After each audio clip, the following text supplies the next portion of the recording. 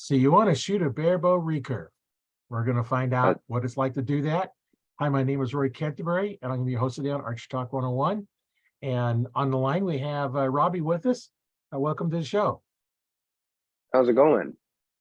Going good. So tell us Good a little deal. something about yourself. Oh man. The easiest thing that will cover almost all the bases. I really like to shoot a bow. That covers pretty much everything. But to get a little more in depth, I compete in the bare bow recurve division. I'm I've been on Team USA a couple times over the last couple of years since I started competing in bare bow, and I just won a couple national events over the last month for our indoor season. And on Yeah, top of that, I'm trying to kill a turkey, and for whatever reason, those dumb birds seem to outsmart me every time I go out. So, yeah, they kind of do, don't they?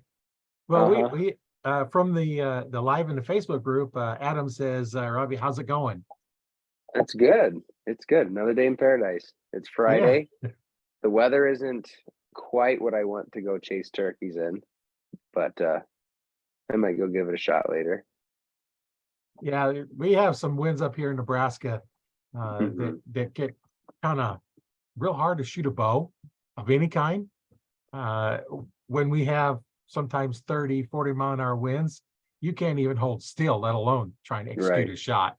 So yeah, Absolutely. it's wind can definitely Absolutely. play a little role in how well you shoot. So tell us, why and how did you get started in archery? Excuse me. So I started off bow hunting when I was a kid. I don't remember exactly the age I was when I got a bow, but I started off with like a Bear Apache, this little tiny kids. I remember it had like a teardrop cable system on it. It was no more than this long, axle to axle. I remember shooting that with my brother in the backyard. Had a little a 3D deer target. I'm left-handed, and there was only two right-handed bows. So my brother was shooting his right-handed when he's right-handed, and I was shooting the right-handed bow left-handed because that's what felt good to me. And yeah, that was kind of my earliest memories of shooting. And I got into bow hunting more, especially when I think it was my freshman year in high school is when I really got into bow hunting. Um, my eighth grade year, I started shooting NASP.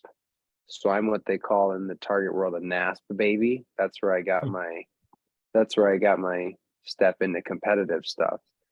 So I shot NASP all through middle school and high school. I went to nationals my senior year. Didn't do anything really spectacular or remarkable with it, but you know, archery is a good thing to keep kids on track and doing well at school, keep them focused, build character. And that's what archery and NASP did for me growing up. Um, so that's kind of where we got started. I bow hunted all through high school too.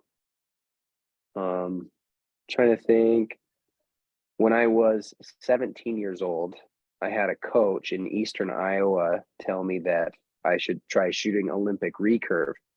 And I had watched the Olympics. I already had some idols that were on the big boy archery side, Yeah. not shooting NASP. And I was like, man, that'd be cool. Let's try that out. So I got a bow and I started shooting it. Absolutely loved it. And when I got to college, I started shooting Olympic recurve full time. I went to school in Vermillion at the University of South Dakota, and that's 20 minutes away from Yankton, which has the largest indoor archery range in the world. So I got to train there every day for 4 years. So that was a pretty cool thing. And I trained under a really good coach. She helped me kind of get some fundamentals down, helped me grow up a little bit, as an 18-year-old thinking that they're hot stuff coming in. And I absolutely was not at the time. So it was all good stuff. And that's went through college, won a few national titles, won a few All-American titles, stuff like that. When 2020 rolled around, they shut everything down. and that was my senior year of college. So I didn't get to go to my senior year nationals. That was supposed to be at the Olympic Training Center. The whole world shut down, and I kind of put the bow away for a little bit. I was like, there's no tournaments, and to, Yeah. train hard like an Olympian to shoot as many arrows as you can every single day. That wears on you, especially when there's nothing to shoot for. There's no tournaments, nothing like that. And I put it away. And then fall rolled around. I got the hunting bow out. I really got into that. Winter rolled around. There were some indoor tournaments, one in South Dakota. And I was like, let's try this again. Let's try this target shooting. I picked up my Olympic bow and I shot for it. I shot it for about 5 minutes. And I'm like, no, I don't really enjoy that. And then I was like, well, let's take the sights off of it and take the stabilizers off of it. So I did that, and ever since then I've shot barebow. So for those who don't know, and I'll grab the bow, barebow recurve is shot all around the world, shot in world archery events, world championships. It's just your standard recurve bow. You have a plunger, you have a wire flipper rest, you have weights on the bow, and no sight, no stabilizers like what you'd see at the Olympics, no clicker that tells you when to let go. I don't have a finger tab on me, but you'll string walk. So I will move up and down the string depending on how far the target is away. So like if I were to shoot a longer distance, like 50-meter target, I would go closer to right up next against the arrow. Whereas if I shoot field archery, which is my favorite discipline, and you have to shoot anywhere from 5 to 50 meters, I'll be moving up and down the string all the time, depending on the distance of the target. The further down the string you are, the closer the target, because it brings the arrow closer to your eye. And then the farther the target, the higher up you go. So that is kind of just a quick bird's eye view of this discipline. This is a highly competitive discipline worldwide. You can go watch different world championships in the barebow division, and it's pretty intense competition, and I really do enjoy it. Yeah. Yeah, no, I've talked to a few people, from all over the world, and that's a big thing. And there's several groups out there that I'm in that's just strictly with the barebow, and it's amazing how good you can get if you practice with no sights. I know when I started, there was no such thing as sights on a bow. In the 60s, Right. It was fiberglass or wood, and recurve or longbow. That was your only options. And your options in arrows was wood or wood. So, and you flash with feathers, and you learn how to do that. And, I'd heard about the string walk in here, I don't know, a few months back, and it's like, I couldn't figure out what are you talking about? So I was actually, I watched Jake Comiskey's YouTube channel. And so I was watching some of his stuff, like, okay, what is this string walk? I couldn't figure out what it was. And he had a good explanation. It's like, okay, how do you do that? It's like, okay, I just look at the target, and I don't look at the sights or anything else like that. So like string walking, I found my tab, and I can show you, because I haven't taken my crawls off, and they're not really good representation, but there's some lines on here. So when we say we don't have a sight, this is our sight, right? This is our sight tape, and the point of the arrow is our sight. So like on every target, I will aim right on with the point of the arrow what I want to hit, and I'll just move up and down the string with, depending on the distance, with this ruler mark that I have mapped out for how far I'm gonna shoot. So like, say for 20 yards, I always aim right at it. I just move down the string and aim right at it till it hits the middle. Okay, I'm sorry. For the listeners, they can't see your tab. Maybe you could explain what you've done on your tab for those who just have to listen. I have a metal tab, and on it there's little ruler indicators on the side of it. So imagine if you just stick a ruler on the side of your tab. And what I'll do is I'll go right up underneath the arrow and I'll count how many lines I need to go down for whatever determined distance that I need. So for say 20 yards, my ruler mark was, let's see, roughly 10 down from the top. So when I would shoot 20 yards, I would bump my tab right up against the bottom of the arrow and I would count down 10 lines. And then I would move down the string, however far that needed to be, and I would draw an anchor all in the same spot and I would aim at the middle. So me moving my sight is moving my tab up and down the string. I always aim right at it, which makes stuff a lot easier. I know for hunting, I use a 25-yard fixed crawl because we have no business shooting much past 25 most of the time. No, Not in eastern states doing tree stand hunting. Out west, different story. Getting inside of 30 is a challenge. So that's a different ball game out there. But in terms of us sitting in a tree stand, we have no business shooting over 25 most of the time. So with a 25-yard fixed crawl, I have a knot tied at a specific spot, and I know at 25 yards, I aim right at what I want to hit, and it will hit there. And it's the same spot every time. It's a fixed distance underneath the arrow. And then if it's closer, I aim just a tiny bit underneath it.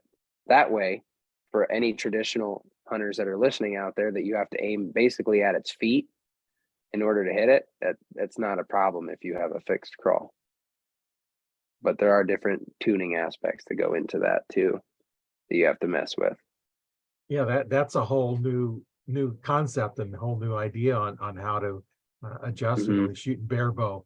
At sights it's easy because you just pick which pin you want, or if you have a single pin, Right. you just adjust the pin, and we're about moving up and down.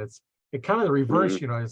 As you go up, you're having to change your front sight one way, and then your string's going the other way, and so from what I'm getting, you have to take your longest shot, and that's where you'd have your hand up against your arrow. Yep. So you're up against the arrow on your longest shot, and then you just move down for closer shots. Correct. Yep. So the closest that we'll shoot in competitions like 5 meters. Okay, that's like 5.5 yards, 6 yards. Yeah. That's a really close shot. So what that looks like for me is basically that arrow is right in line with my eyeball when I'm at full draw.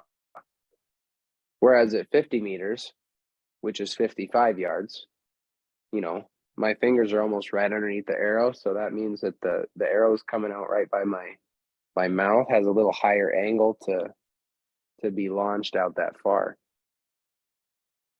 And to anybody who's curious, you can go to YouTube and Google Field World Championships barebow, and you'll see, a master class of people that are moving up and down the string. You'll see what the different angles look like, how close. Sorry, my dog came in. The different angles of how close your arrow is to your eye. It's a completely different ball game than what most traditional bow hunters will do. Yeah, whole different concept, and that's why I like talking about all the different archers out there, because there's different stories, different ways of doing it, and as I talk to you guys, I learn as well, and that's Give me always... 1 second. I'm sorry. Come on, Roscoe. Let's go. Come on. Let's go. Yeah, you didn't latch the door. You come right on in. I know. I did now. So. I know we get. So yeah, there's a cat that likes to hop up in my lap all the time. Yeah. Yep. Darn pets. Yeah. So yeah, that's a little more in depth with what I do. When I hunt, I will shoot a fixed crawl. When I shoot traditional, I hunt with a compound too. Depending on just how much time I have and how efficient I need to be. Like on the private ground that I have, in southern Iowa, I'll hunt with a compound because we try to manage that property really well. There's a lot of really big deer, and I'm not going to watch a 180-inch deer walk by at 30 yards because I'm shooting with a stick bow. Yeah. So, So is but that like is that on where you live in Iowa? yeah, I live in Iowa. Yep, Ankeny. So just north of Des Moines, about 10 minutes. Yeah. And then like the public land around here, I'll go out with a self bow or a recurve because, you know, the size of deer that you get isn't necessarily huge out there. And if I get an opportunity to shoot a little 6-point or 8-point that walks under my stand with a self bow, absolutely I'm gonna take it because that's awesome. Right. But yeah, so let's kind of differentiate stuff a little bit for hunting. And I enjoy doing it. And then when I go out west, I'll go with a compound because I need to shoot further because I'm not a good hunter, but I'm a good shot. So Yeah, they kind of that's always don't really go together, do they? no, that's my expression. You know, shitty hunters have to be good shots. And I'm not good at Yeah. I'm not really good at getting close, but I am good at shooting. So Yeah, it's kind of nice, you know, you have the option, you know, to pick up the compound or mhm, shoot the recurve, you know, whatever you're doing. And it's just nice to be able to get out there and do whatever you can with it.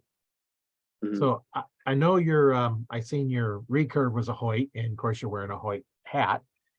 Is your compound Hoyt as well then? Yeah, I have a Hoyt RX7 Ultra.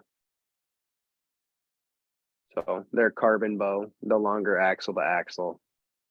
And I got it in 80 pounds to make up for it being a little slower because of the longer axle to axle and the larger brace height. Shoot a little bit heavier weight. Yeah, yeah. And I do that. I'm not trying to be like a macho man. I just like to be able to shoot far.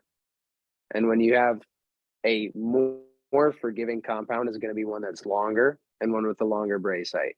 And when you have those two pieces together, you lose speed. And Right. speed is what helps you get a long distance. So I'm just trying to make up for the loss of speed while still having a forgiving bow. Yeah, so So it's, you know, a lot of people don't realize that, you know, as the bows are getting faster and faster and shorter, mhm, they're getting harder and harder yep, to control. And if you correct. can't Yes. control it, you can't make a good shot. Because, you know, I Hmm. said the faster the bow, the more it magnifies your mistake. So get the Yeah. slower bow and more forgiving bows. And if you make a Yes. mistake, yeah, you can normally get a good shot out of them still. Hmm. Yeah. Yeah. Any day of the week, I will take a bow that takes a little longer to get to its spot, but I know it's going to hit behind the pin than one Right. that gets there really fast, but I don't know if it's going to hit. Yeah, So, and that's something you all have to consider. And I know there's a few out there that whatever, you right. know, but And you know, most of us, no, for 95% of people, I don't really feel it matters because they're not going to shoot over 30 yards. They're not going to go out west. They're not going to shoot out of it. They're going to only shoot out of a tree. It doesn't, it makes no difference, in my opinion, for some of them. I work at a bow shop part time. I see a lot of people that come in. Um, the difference between them getting a longer bow or a shorter bow, mixed marks, doesn't matter. But somebody who wants to be able to shoot a long ways, like if they're planning to go out west and they want to shoot 80 plus yards, that longer bow, the more forgiving bow is definitely a necessity. Because if you get, you right. know, say a triax with a 27 or 28-inch axle to axle, I had that bow for a little while and it would group really, really well. And I'd have like a softball sized group at 80. And then just, I'd make one tiny little mistake and way out of the group. And I'm like, yeah, we can't have that because most hunting situations aren't perfect. No, I've yeah, rarely been in a perfect situation to where everything's settled and how it needs to be when the shot goes off. yeah, you're outside, you might have wind blowing around a little bit. You might have, um, we almost had another guest on the show. I know. Yeah, They my shoot bows girlfriend as just got well? home from the. She does, yeah, yep. Oh, So her jersey's the one on the bottom. oh, well, So have her come we're in and join. all If she right, wants. all right. Yeah, I'll have her pop in here in a minute. Yeah, Yeah, we both made the world championship field team last year. that's good. So yeah, it was kind of cool. Power couple. Yeah. That's So nice when you can go together and enjoy it, and it's mhm, something. It's like you're not going and she's just sitting around waiting for you to get done, or she's going and mhm, you're sitting around. It's nice if you both get involved in it and enjoy the sport. And like I said, you're both doing good with it. And right. Yeah, I got uh, her into it a little over a year ago. Barebow, that is. I got her. We started dating like 2.5 years ago, and I got her in. We went shooting bows on one of our first dates. So, and then she really got into it. She started bow hunting. She loves bow hunting. And then she competed with her compound for a while. And she's like, I want to do barebow. That looks more fun. And I was like, yeah, it is more fun. It's way more fun than shooting a compound in competition. And she got into it, loved it, made her first US team in 5 months. oh, that's really good.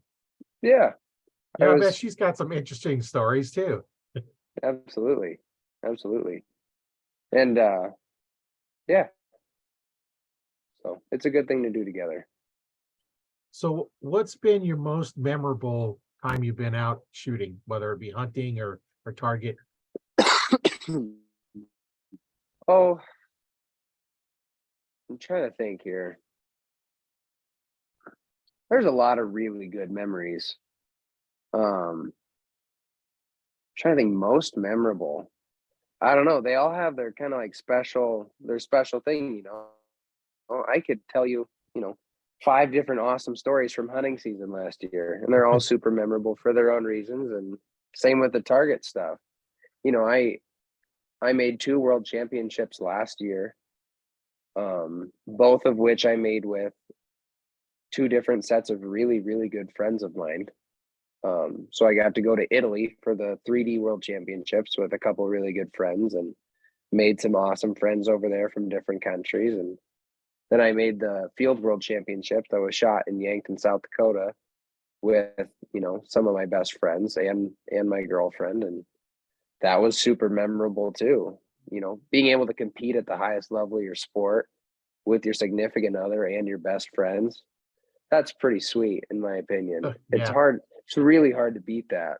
Um, in terms of, probably in the last year, I would say probably at these US indoor finals, which was 3 weeks ago, I think 4 weeks ago, something like that. They were in Louisville, Kentucky. You had to qualify by being in the top 8 at indoor nationals. And I won indoor nationals, so I made the top 8. Going into Louisville, I had some pretty tragic family stuff happen. My mom passed away, and I was kind of a wreck, as most people would be. right. At Yeah. the age of 25, losing a really important person in your life. And in those matches, you had to shoot 3 matches to win. You had your quarterfinal match. If you won that, you went to semifinals. If you win that, you went to the gold medal match. Well, and in my first match, I was, back against the wall, gonna lose. Came back, forced a 1 arrow shoot off, won the 1 arrow shoot off. Great, moved on to the semifinals against my one of my best friends in the sport. Name's Matt Yaka, and he had me up against the ropes. Like if I made one little mistake, I was done. It was it, and it looked like he was about to just absolutely steamroll me. Came back, forced the shoot off, won the 1 arrow shoot off. And I actually have the target here right next to me. And this wasn't necessarily planned, but there's the 1 arrow shoot off. So, Yeah. and it's a closest to center. So, Oh, yeah. And for those that can't see it, there's the X in the center. It's a 3-spot target. There in the yellow ring in the middle. There's an X in there. and it looks like you're not even the width of an arrow off of the center dot, the center X. No, and I put it right in the middle when I needed to, and I was pretty amazed. And then I had him in the coach's box. Like I said, he's one of my best friends, so there's no hard feelings in it. And we agreed to, whoever won, we were going to be in each other's coach's box for the gold medal match. And then I go up to the gold medal match, and this is live broadcasted on YouTube. So if somebody wanted to Google it, it'd be the U.S. Indoor Finals 2023 bare bow gold medal match. And I shot horribly. I started off well, but I didn't shoot well. Again, for the third time, I had my back up against the wall. I was literally a 16th of an inch from losing. And I came back to force a 1-arrow shoot off again, and I won. I put that, that arrow that I just showed you, I put one almost exactly like that in the shoot off to win gold, which, statistically, there's no way that should have happened. Right. Yeah. Statistically, like, I should have been beat. You take the top 8 shooters in the country and you put them all together, and I wasn't shooting well, and I was down. I should have been done. I should not have made it where I did. I should not have won, but I really believe that she was looking after me that day and helped me get to that spot and put me in that position to where I could do that. So I would say probably that would take the cake for the most memorable thing that happened, just because there's such high emotions that go into all of this, even just outside of shooting, and just to be able to keep everything together for that little bit, even when things aren't going the way you hope, that's pretty special to me. Yeah, that is nice when you can do that. Okay. I'm trying to bring up that video of you shooting, and of course it went into ads. Darn. Yeah, that's probably YouTube, that Absolutely. wait for it to load. I thought Mm-hmm. those listening can't really see it, but we have the people in the group can see it and also post it out to YouTube channel, so you can watch the video that way. But the best way to see the video is be a member of the Archery Talk 101 Facebook group, because you get to see it live. YouTube right. has to wait, because you only get two of them a week.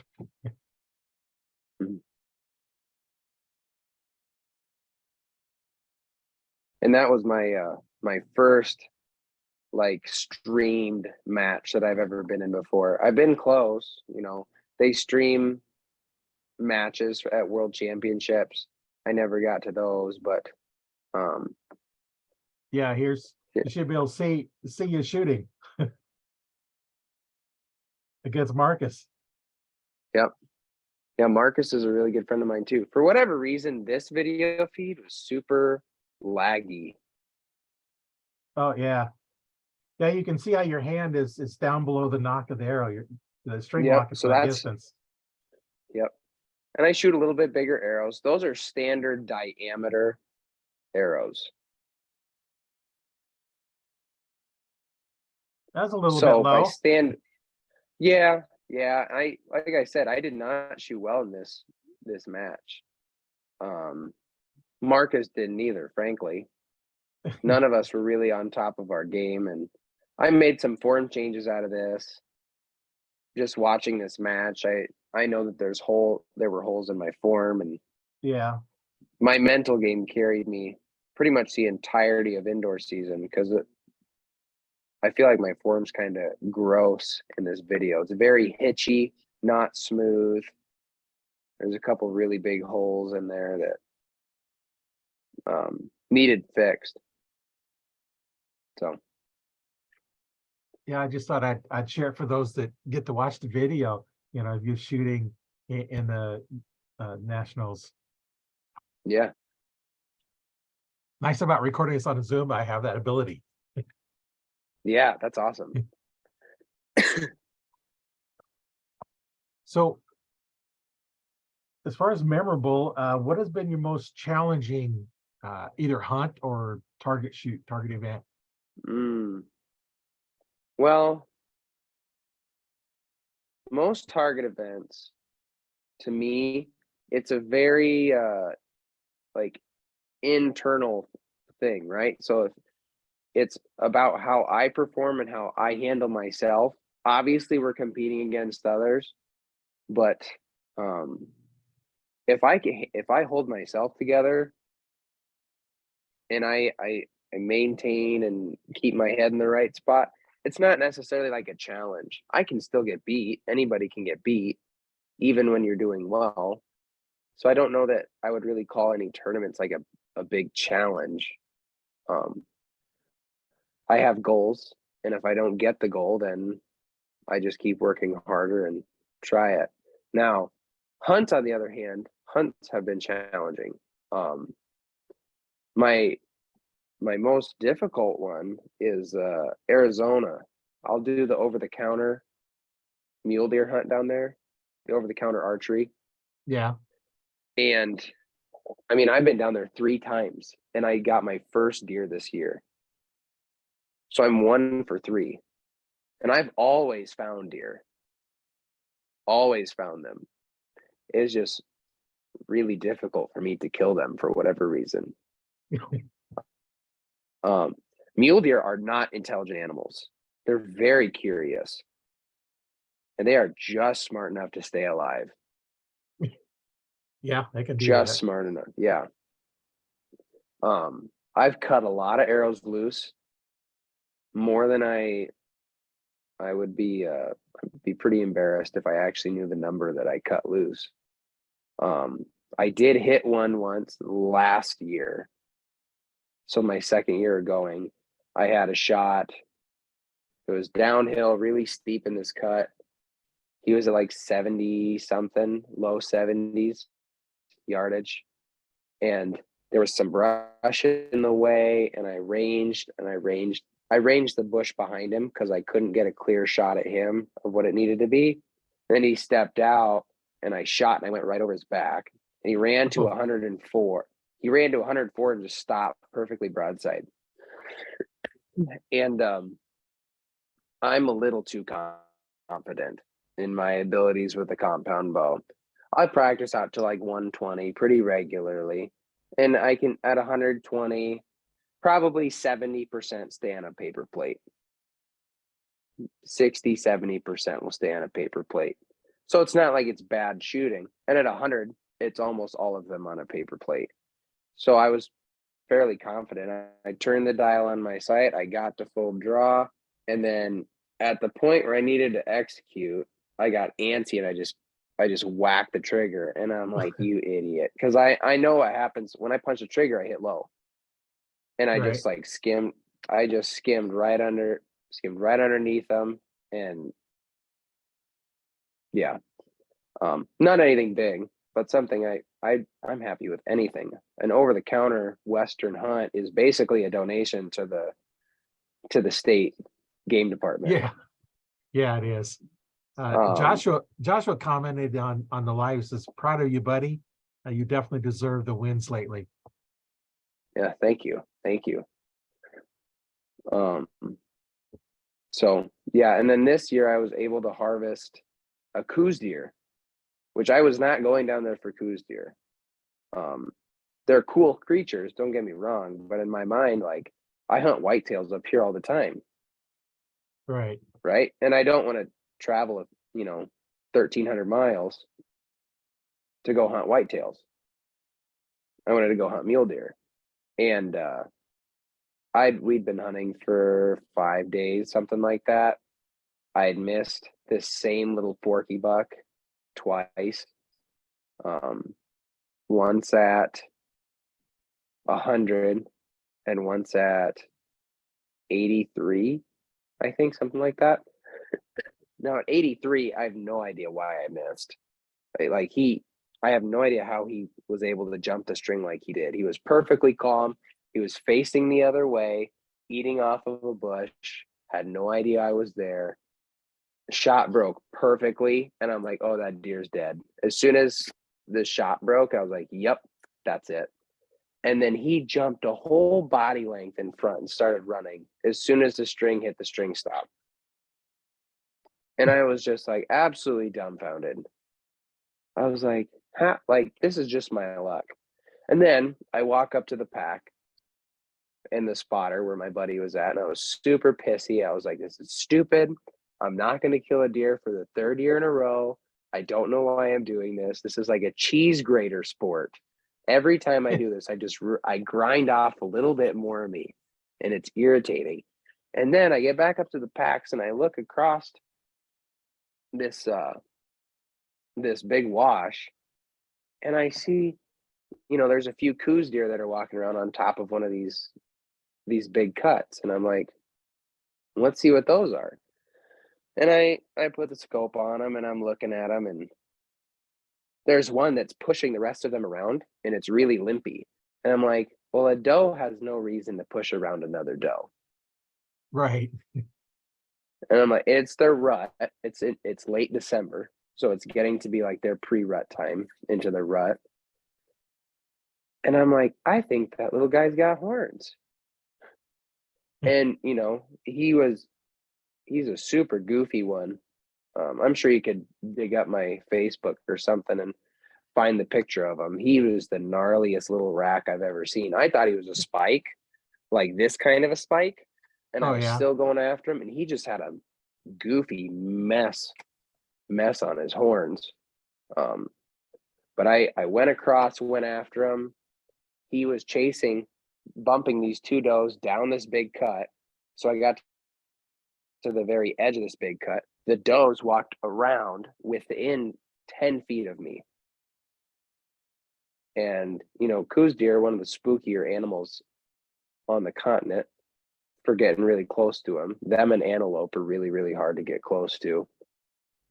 And I just stood there right up against the bush. I held the bow right up in front of my face, just stayed really still.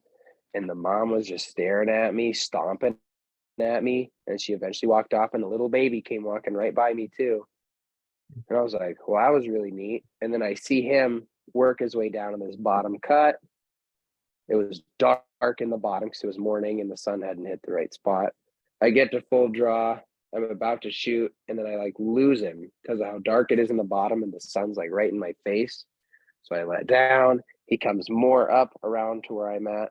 I get to full draw. He keeps moving. I let down. And then eventually I get there, and he's at 24 yards, and I just let it rip.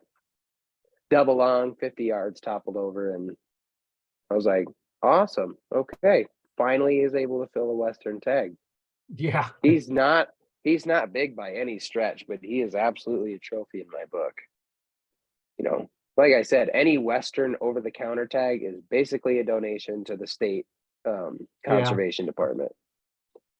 That's not one that people fill very often.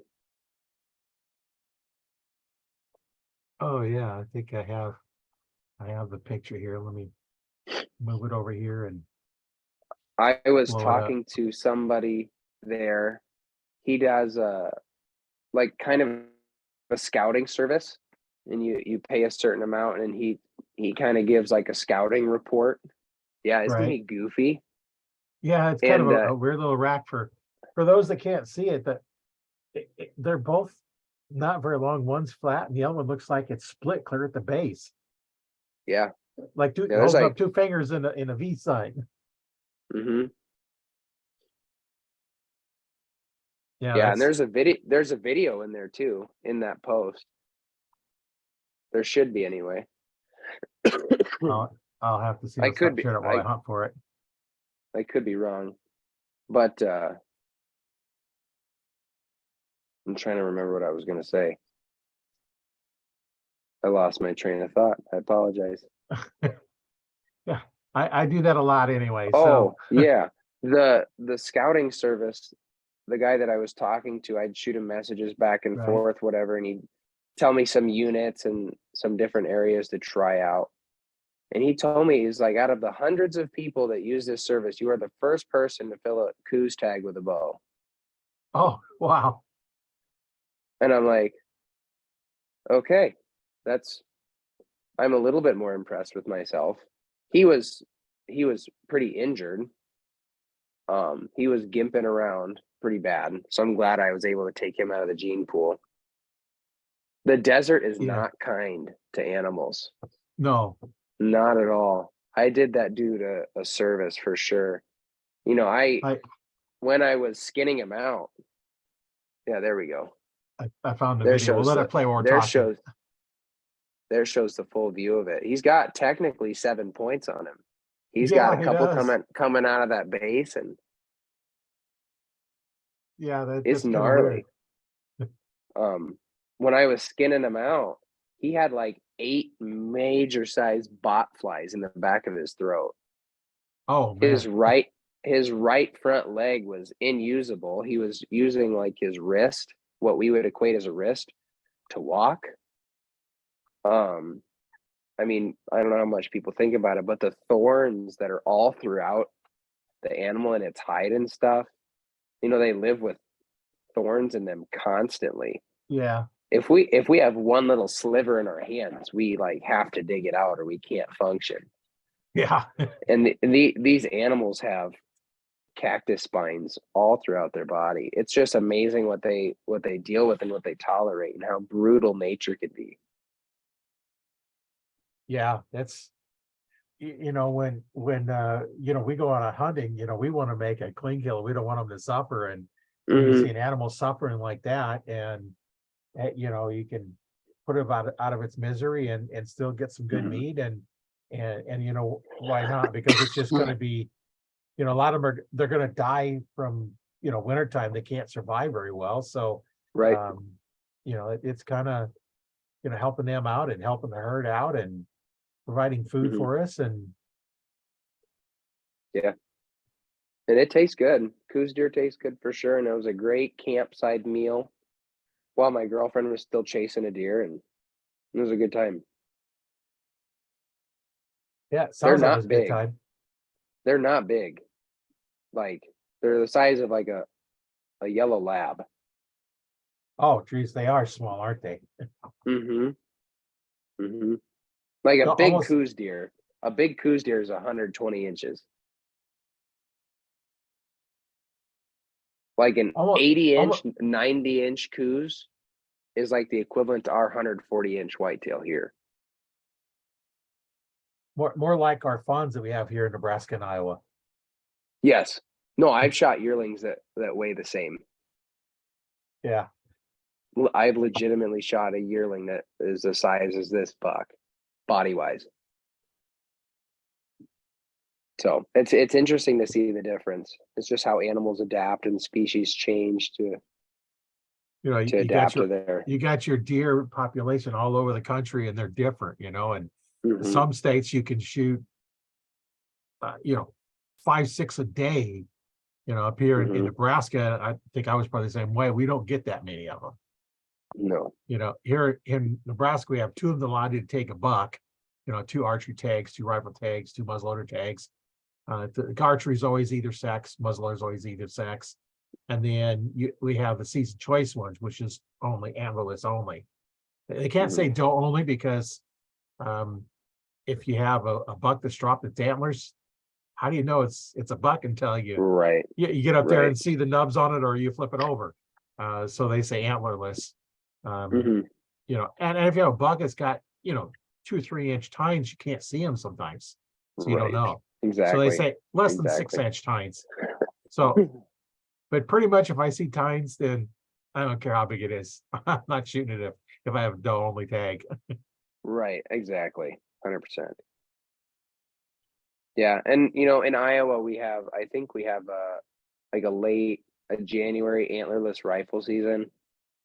I'm not a huge fan of that personally, because I feel like there's a lot of people that look at the body size like, wow, that's a huge doe.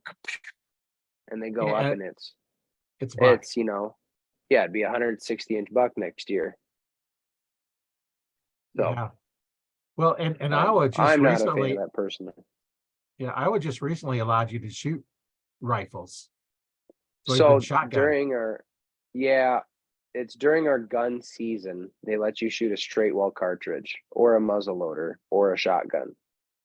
So the straight well cartridge, like your 45-70, your 30-30, 300, or no, a 350 Legend, 450 Legend, cartridges like that.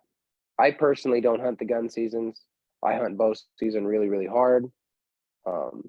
There's a fair number of people that party hunt in Iowa. I'm not personally a fan of that, so I don't partake in it. I let them have their time in the woods. I have my time in the woods, and everybody's happy at the end of the day.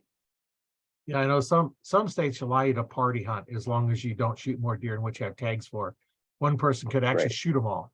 Here in Correct. Nebraska, Iowa is like that. yeah, Nebraska, no, you shoot your own deer. You can't party hunt.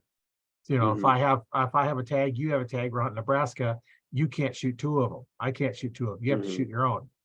And Yeah. you know, it's a little different.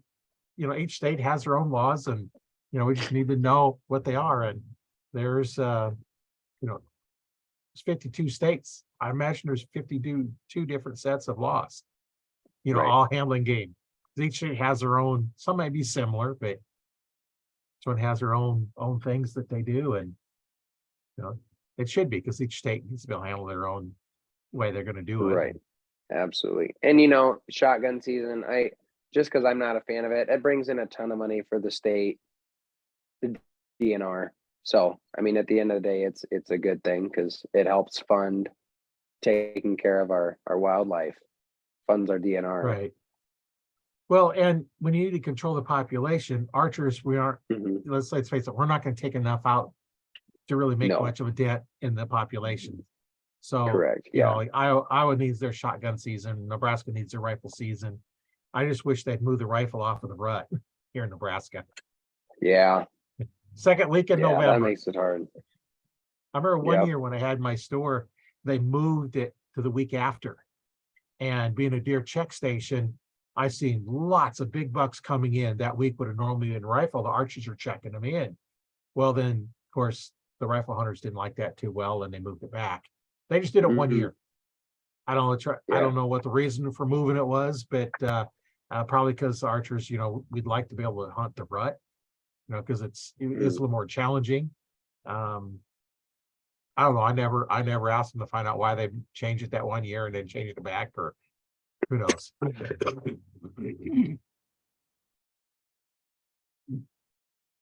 So does your girlfriend want to come in and get on the podcast? I haven't asked her yet. I haven't asked her. I certainly can. I know we're live, so I don't want to keep anybody held up who's watching. But well, if she wants to come on a different podcast, we can do that, because we've been about an hour now, I think. So, you know, we can have her on another time. Sure, and, sounds good to me.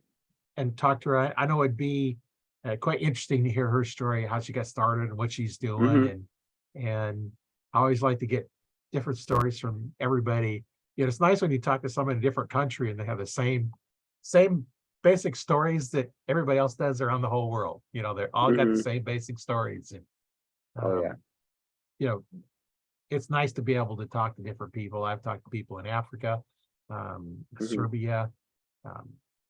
I can't remember all the different countries. There's a couple other countries I don't remember, but you know, that's the nice thing about the Archery Talk 101 Facebook group is we have people in there from all over the world.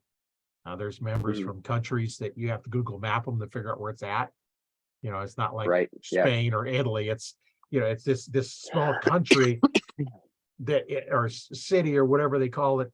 And you're like, oh, okay, that's in Italy somewhere, or that's in Spain somewhere, or over in China, or, you know, just all over the world. And everybody's got the same thing, you know, pretty much. If you got a bow in your hand and you're an archer, you're automatically a friend. That's right, for sure. And all willing to help each other out, and you know, just whatever it takes. And it's always a real interesting, you know, I hear different stories of different people in different areas and the struggles they went through, and that's always a lot of fun. Absolutely. Well, be glad to have your girlfriend on another time, that way if she wants to come on, we can do it. Sure. I'm always looking Absolutely. for, on the podcast, if you, to qualify to be on the podcast, do you want to know something about archery? Anywhere from, I don't have a bow, but I want to learn, what do I need to do? We're going to talk to you. Or like you, Olympic archers or professional archers and everything in between. It's just anything you can do to promote the sport of archery, we're doing.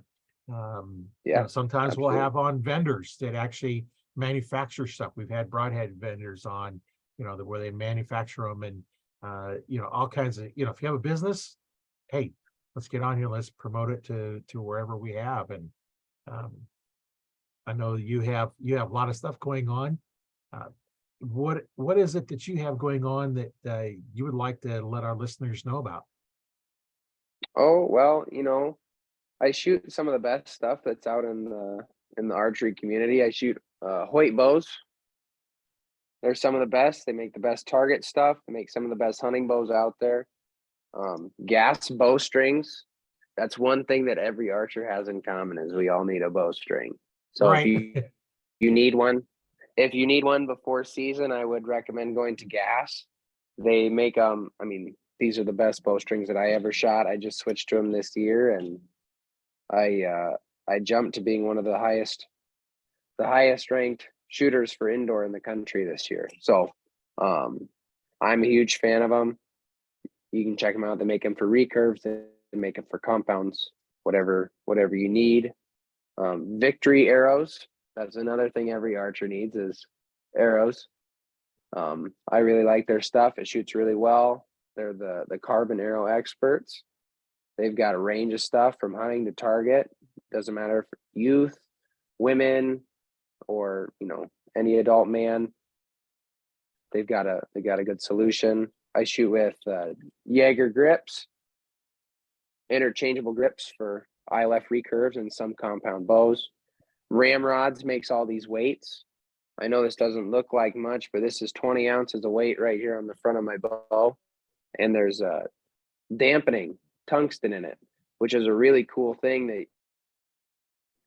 any bow hunter that has weights on their bow can do is get some of this tungsten dampening weight and help make that bow quieter. Because we all know silence is deadly in the woods. Right. So you don't necessarily need rubber dampeners for that.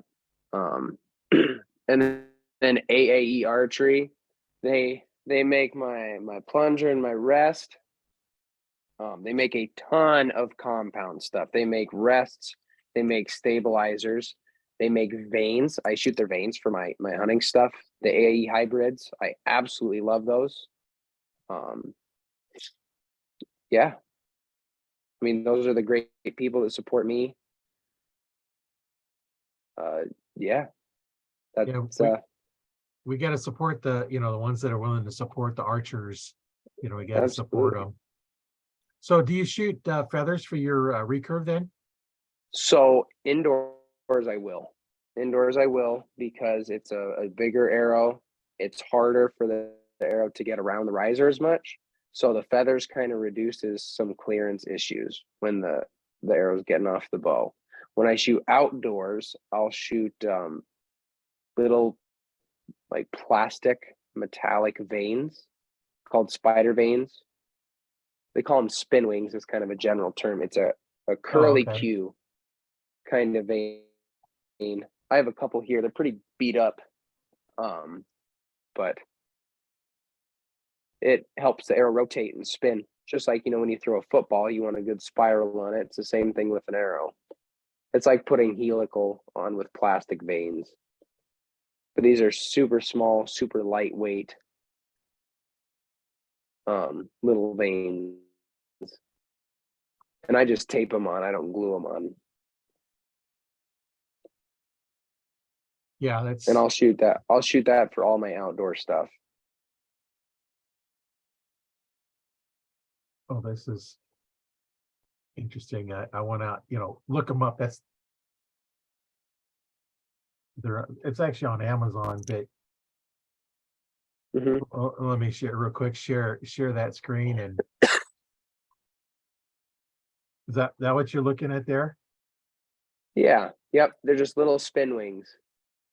And you'll tape them on that straight side. You'll tape them onto the feather, and then they curl kind of like, they'll look like this when you set them on the arrow.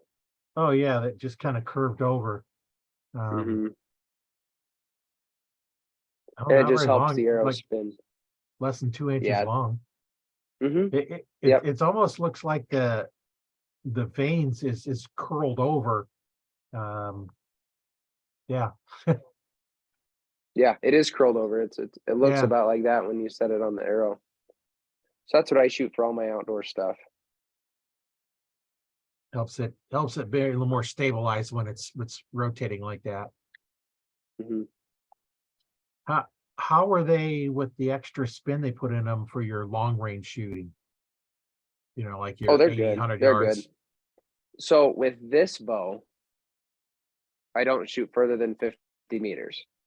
Okay, so you're not shooting real long range with your Mm-mm. recurve. No, no. With my compound, I shoot the AAE hybrid 26 plastic vanes, and I put a pretty heavy helical on them. And I know there's some discussion about like if you put too much helical, if it'll have like a parachute effect because it's spinning so much, but I haven't really noticed any difference out at 100 Well, with PSC did putting a a heavy helical. yeah, PSC did a little study many years ago about the effects of straight, offset, and helical. And what they found is at the time the rotational speed exceeded the forward speed, that's when they come to the parachute, where they drop. Hmm. Hmm. So depending on how fast you're spinning it and how fast your arrow is going, when the forward velocity is less than the rotational velocity, that's the parachute effect. And where's Hmm. that going to take place? Well, it all depends. You're shooting a 20-pound bow trying to shoot 80 yards. Yeah, Hmm. you're going to have that anyway. You should, like you Hmm. shooting 80 pounds, 100 yards, you probably still got more forward velocity than rotational velocity. So, Right. for close range, hunting situations for most of us here, um, It won't make a difference. makes no difference. Uh, in fact, I never bothered with a 10-yard pin with the compound because, I was shooting, my compound, and the difference between 10 yards and 20 yards was maybe an inch on impact Yeah, at if that. most. And on an animal, that makes no difference. No, no. Now, if I'm trying to shoot an X on a target, that's a Sure. different story. 1 Sure. inch is a complete miss. But, for Hmm. hunting, it makes most things Trying to that hit people that. talk about. Yeah. People talk about, well, you need to balance. What's your forward center weight? Where is it balance? And they're like, at hunting distance, who cares? Shoot Hmm. vanes, shoot feathers, shoot whatever. Hmm. The other thing they did a study is, difference between like a 4-inch vane and a 4-inch feather. It is for all the fancy stuff. Um, that the feathers are lighter, so they're initially faster off the bow, but the vanes have less drag. So downrange, the vanes keep the speed, where the feathers, because of the more drag, will drop Hmm. it down. I still shoot Right. feathers. I I just Hmm. never got away from it. Um, that's what I started with, and that's what I'm still shooting. And um, for hunting, it's nice. I've been out hunting, with a little bit of mist, and I just, after the feathers kind of disappear, I just grab the next one, because I Hmm. know so they're not getting wet, and I'll just swap my broadheads out and for a dry one. And if it's raining that much, where I go through all my half a dozen broadheads, it's time to go home anyway. Yeah, that's fair. if it's Absolutely. raining, if it's raining that much, and you can put stuff on them to keep them dry, and I just don't Hmm. bother. Um, I have shot sometimes in your bow's a little bit wet, and you can see the water just just exploding off of it in a mist. It, Right. I don't generally hunt too And much in the rain. AAE makes a vane that is meant to mimic a feather. It's a really flexible vane, a very, very soft vane. It's meant to be able to try to mimic feathers while shooting off the shelf on a recurve.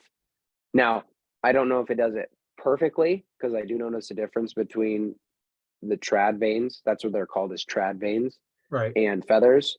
But in terms of like, if you're going out in the woods and you have, two feathers and 2 sets of feathers and 2 sets of trad vanes, you can stay out there even if you're getting rained on, Right. because those trad vanes, they don't go wrong. And at a hunting distance, at a hunting size target, you'll be just fine. Yeah. Yeah, that's the So AAE has a good option with that. So if anybody's interested, they can go take a look at those. They're called trad yeah. vanes. They have them in a 3-inch, 4-inch, and 5-inch. It looks like every other vane. It's just super, super soft. Some vanes are really difficult to bend and to change. This is very not that way. Yeah, that's I just thought I'd see if I can pop them up and for those that get to Mhm. watch. Yeah. Here, I found some. Let's take a look at them real quick while we're in here. Yeah. You know, They don't here look they are. they don't look any different than like a normal vane. It's just when you actually feel them. And these are designed for either a compound off the fingers or a recurve.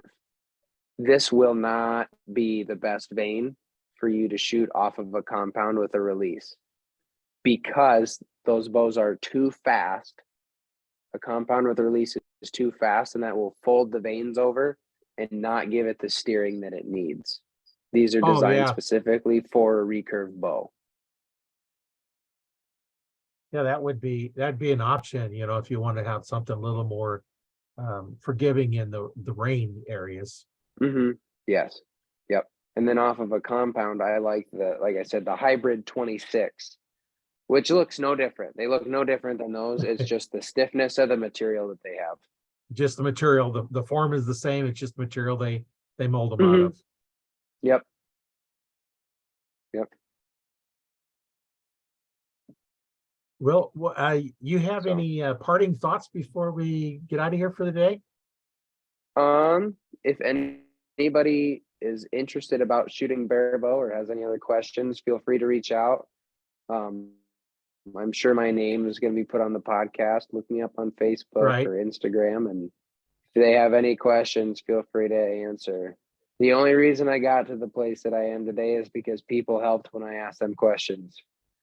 So I'm more than happy to return the favor to somebody else and pass it along. Well, and I'll leave a link to your Facebook page in the description so they can find you. And Perfect. anybody in the group, they could just message you and go from there. Yeah, absolutely.